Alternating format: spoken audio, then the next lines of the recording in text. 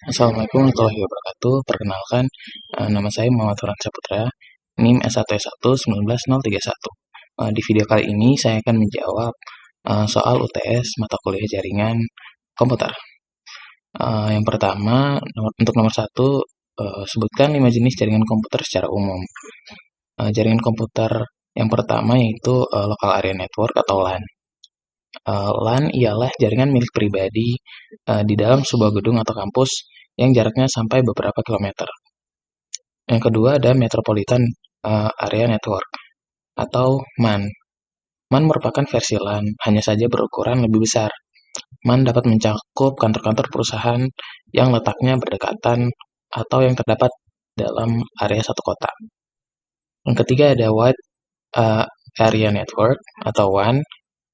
Jangkauannya mencakup daerah geografis yang luas, seperti sebuah negara bahkan benua. Yang keempat ada internet. Internet dapat memudahkan orang-orang berkomunikasi serta mencari sebuah informasi jika sudah terhubung oleh internet. Untuk melakukan hal itu, diperlukan juga sebuah mesin yang disebut gateway guna melakukan hubungan dan melaksanakan terjemahan. Dan yang terakhir ada jaringan tanpa kabel. Jaringan tanpa kabel memudahkan kita ketika sedang berada di mobil atau pesawat terbang. Penggunaan jaringan nirkabel memanfaatkan jasa satelit yang mampu memberikan kecepatan akses yang lebih cepat dibandingkan dengan jaringan yang menggunakan kabel. Nomor 2, sebuah komputer memiliki IP address 192.168.2.0. Tentukan dan jelaskan kelas apa IP tersebut. 192.168.2.0 merupakan IP kelas C karena kelompok angka pertamanya berada pada range 192 sampai 223. Terus tentukan dan jelaskan network ID.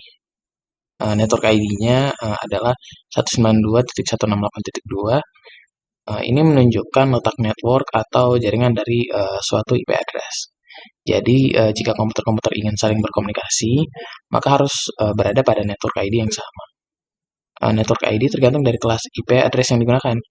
Jika kita menggunakan IP address kelas C, maka network ID yang digunakan adalah 24 bit angka pertama. Jika kita menggunakan IP address kelas B, maka network ID-nya adalah 16 bit angka pertama. Yang ketiga, host ID-nya. Host ID-nya adalah 0, adalah nomor perangkat keras fisik Ethernet Network Interface Card atau NIC. Host ID terkadang disebut alamat Ethernet atau MAC address. Terus selanjutnya ada broadcast ID-nya. Broadcast ID bisa dibilang sebagai host terakhir. Jika host pertamanya adalah 0, maka host terakhir dapat ditentukan tergantung dari subnet mask yang diberikan. Misalnya subnet masknya adalah 25, maka cara untuk mencari broadcast ID yang pertama dengan mencari jumlah host ID yang didapat dari 32 minus 25 yang hasilnya sama dengan 7, kemudian 7 dimasukkan ke rumus jumlah host ID yaitu 2 pangkat 7. Jadi terdapat total 128 host ID. Maka broadcast dari IP tersebut adalah 192.168.2.127. Karena 128 dikurangi 1 yang merupakan angka sebelum subnet selanjutnya. Nomor 3, jelaskan karakteristik dari WAN. Ada 5 karakteristik dari WAN. Yang pertama, dapat membackup komputer yang tidak bisa diatasi oleh sistem jaringan LAN dan sistem jaringan MAN. Yang kedua, radius jangkauan dari WAN sangat luas. Yang ketiga, mencakup berbagai karakteristik geografis.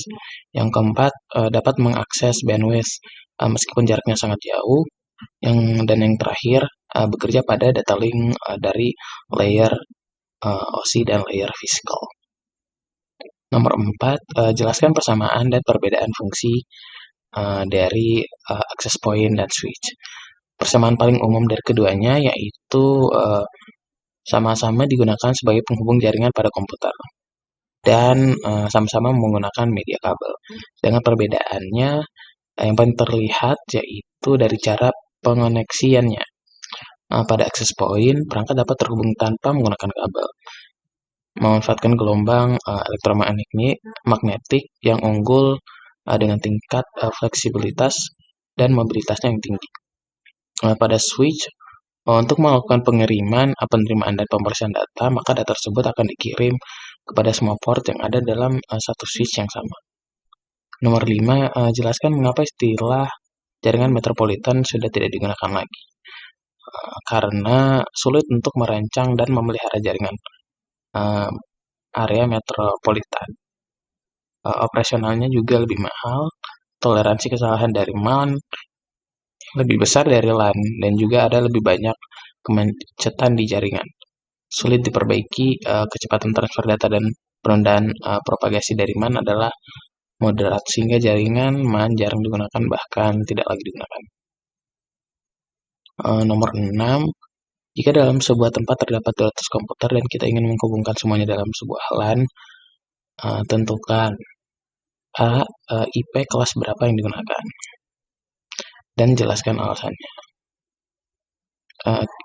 Sebaiknya menggunakan IP kelas C karena terdapat 200 komputer, maka tinggal mencari kelas yang dapat menampung 200 komputer tersebut sebagai host pada networknya. Dan yang paling optimal adalah kelas C yang memiliki 254 host. Jika kelas yang dipilih memiliki lebih banyak host, maka resource yang dipakai akan terbuang sia-sia. Terus B, perangkat apa saja yang digunakan, dan jelaskan alasannya.